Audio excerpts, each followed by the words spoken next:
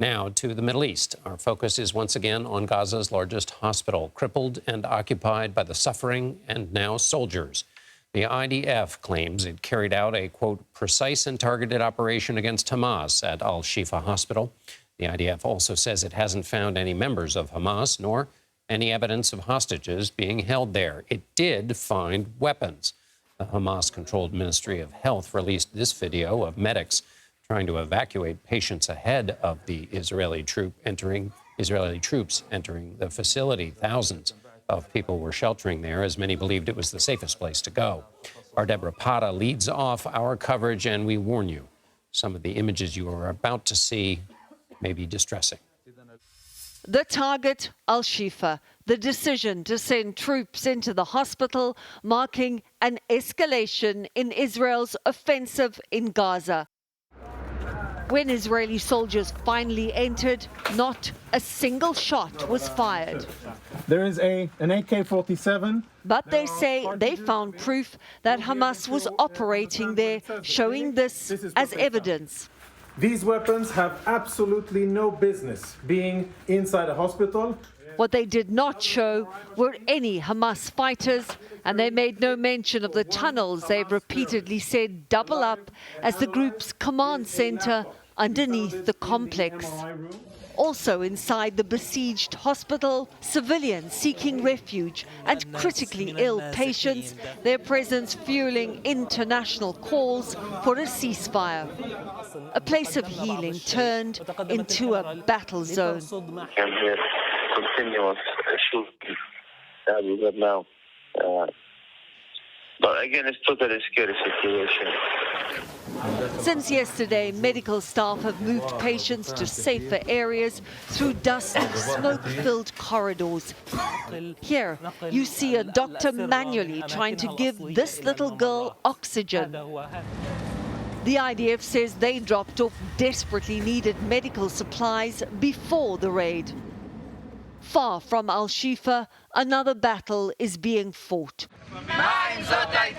Worn out and angrier by the day, the families of some of the more than 200 people taken hostage by Hamas demanding their government does more to bring their loved ones home. We want answers and action, Netanyahu's Sheli Shem-Tov said.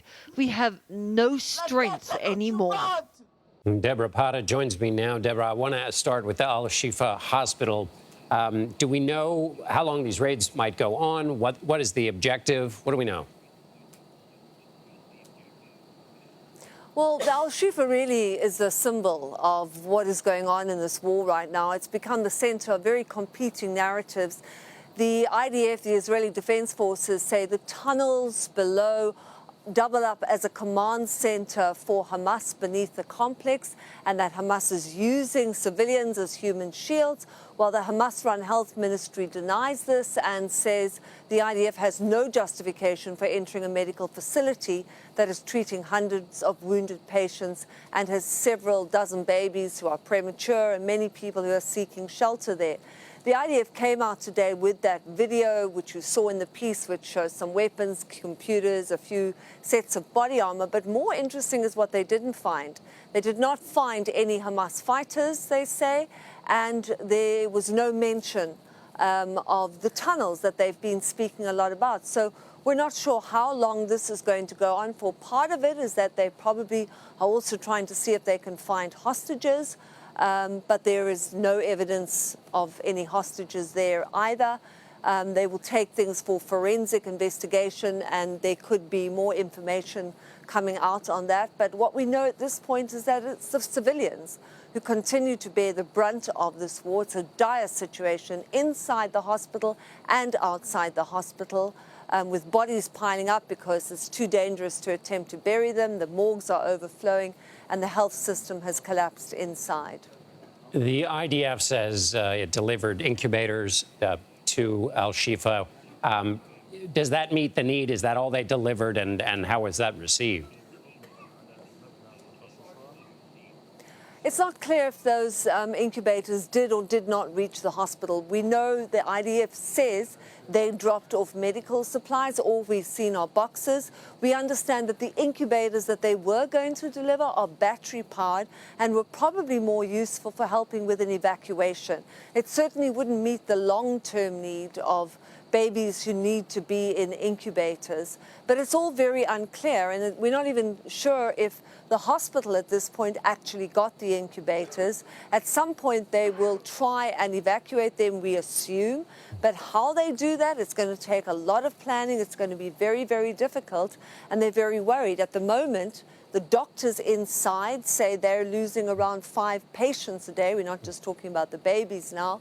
We're talking about adults as well who are on some kind of life support, critical care, or need oxygen. Oxygen is also something that they're battling with. So it's very unclear and very murky, as it usually is in war.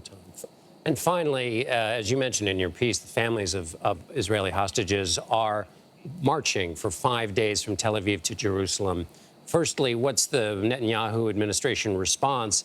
And secondly, what do we know about the hostages? And are any of these families calling for a ceasefire from the government?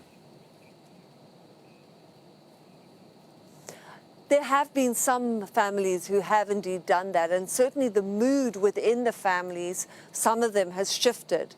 With this march, it's an angry march. People are angry, they are fed up, they are worn out, as one can imagine. Nearly 6 weeks on, and they have not got news of their loved ones. Their loved ones have not been returned, and they blame the government. They're demanding that the government do more to ensure that something happens, that they secure the release of their loved ones. They're watching the bombardment of Gaza. It's horrifying for these parents as they agonize over the safety of their loved ones and worry about them. Benjamin Netanyahu is a divisive leader right now, and his popularity is at an all-time low. One poll even suggested as low as 4%. So a lot of blame is being leveled at him, and the relatives are saying that, in fact, some of their loved ones were kidnapped because of the security failures of Netanyahu's government. One person saying, quite bluntly, the problem is not Hamas, it is you. And that's why we don't have our loved ones back. So you're seeing a lot of anger there from those families. At this point, there is no breakthrough in those negotiations. They continue in Qatar, but there has been no significant announcement or sense that something is going to happen. That could all change in the next few days, as these things are wont to do. Debora Patta in East Jerusalem for us. Debora, thank you so much.